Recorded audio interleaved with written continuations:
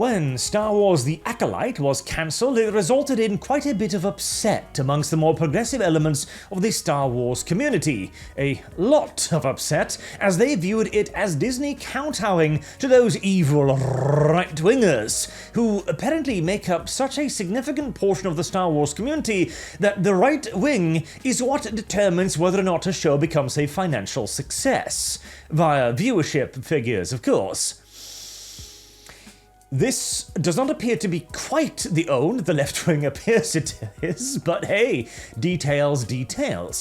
This butthurt has now manifested in a call for YouTube to demonetize several channels whom the progressives have determined to be working against them.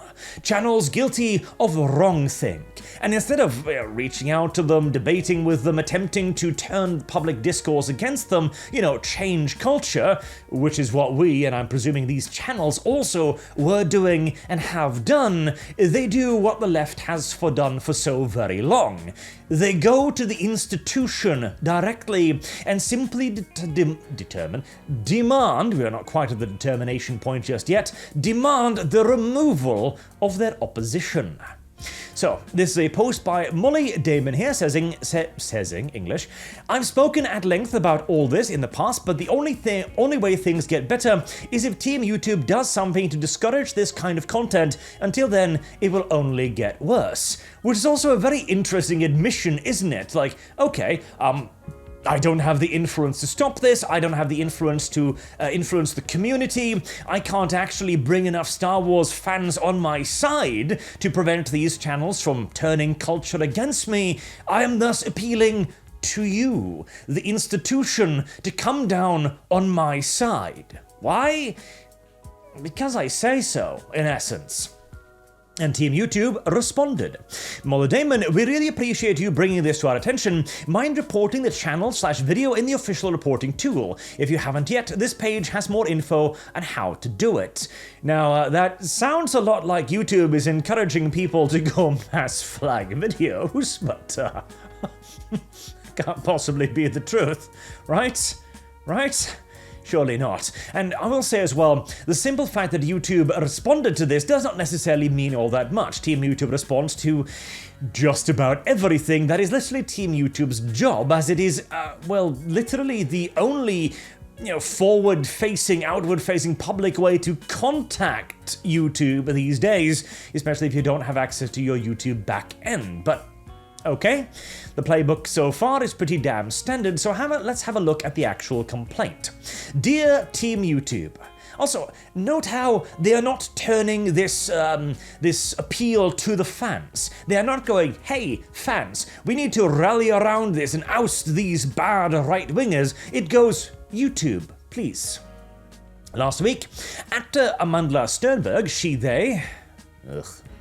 posted candid comments to Instagram about the rampage of bigotry and vitriol that she has received since leading the cast of The Acolyte, the latest addition to the Star Wars universe. Sternberg's experience is not new. In fact, this known tactic was initially provoked by former Breitbart news editor Milo Yiannopoulos. Now there's a blast from the past. I haven't heard about Milo in 10 years? Jesus, we are going for the grievance archaeology quite early on. If he is the leading example, Jesus, we're gonna go deep in this one. In fact, this known tactic was initially provoked who aggressively targeted Ghostbuster actor Leslie Jones under the guise of film criticism. Darling, I don't think there is any critique you can level at female Ghostbuster that isn't valid. It was a truly remarkable piece of entertainment. And hey, it shares that in common with The Acolyte, so perhaps we are actually making the argument here that the critique is more directed towards the film rather than your allegations of it being based in, I presume, racism, sexism, or they-themism. After prolonged insults against her, Ghostbusters character resulted in harassment against Jones on Twitter.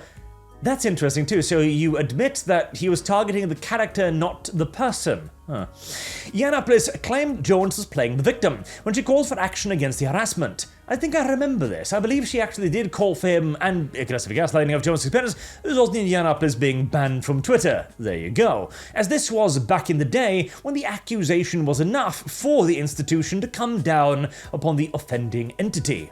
As fans of the Star Wars franchise, we have tirelessly witnessed a handful of YouTube creators continuously drive prolonged insults and harassment against marginalized actors and members of our community. Now we are the Star Wars community. Again, interesting, as we are talking about here a show that failed because it could not draw enough viewership to remain on the air. And here's the thing as well. At no point does this individual, or any progressive, ever truly believe that when they say something like this. They know they are not speaking for the majority of the community here. They're perfectly aware of it. But power is something they understand, and this is an appeal to that. It is an attempt to see, do we have the power to dictate reality? Because if we do, well, we are truth. We do not need to speak it because we can create it. The facts. Oh boy. In 2018, Geeks Plus Gamers, 396,000 subscribers, encouraged harassment against Vietnamese American actor Kelly Marie Tran. I don't know if I believe that.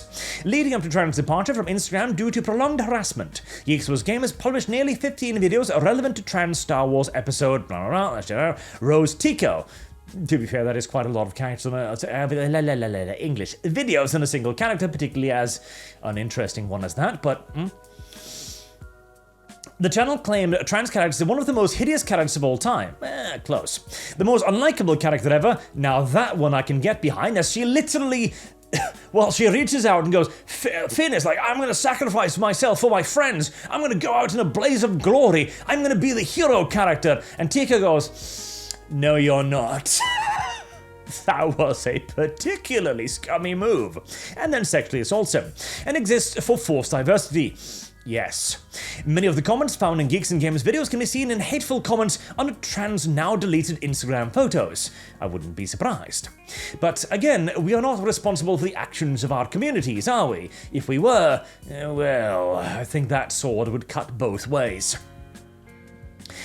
Blah blah blah probably. Amandla is the current target of this YouTube-based operation. Together, Geeks Plus Gamers, RK Outpost, and Nerdrotic have led the charge against Amandla, even before the release of the Acolyte. Producing nearly 40 videos relevant to Amanda and the Acolyte since May. That is not surprising, considering how god-awful that show was. I mean, hell, I think I produced, 5 videos on the topic? And I really did not want to. These channels have asserted that Amanda is vapid and narcissistic, the adult pretender, dumb, and a half-black bitch. Okay, that latter one's a bit spicy, I'll admit. For defending herself against racism. These channels have gaslit Amanda by claiming she's playing the victim card, with RK Outpost proclaiming, you've never been oppressed in your goddamn life, bitch. Yeah, well, I don't believe she has. Not in the modern world, no. She is the leading character in a Star Wars show. That does not scream oppressed to me. These YouTubers also use racist dog whistles, including an angry black woman stereotype. That is not a dog whistle. The only one who hears this is you. There's also a second vein, and this is a more interesting one. Action required. So, we have made the allegations, we have named the sinners, and we have claimed what they have done. They have been mean on the internet. They have used bitch. Cruel and unusual indeed. Action required.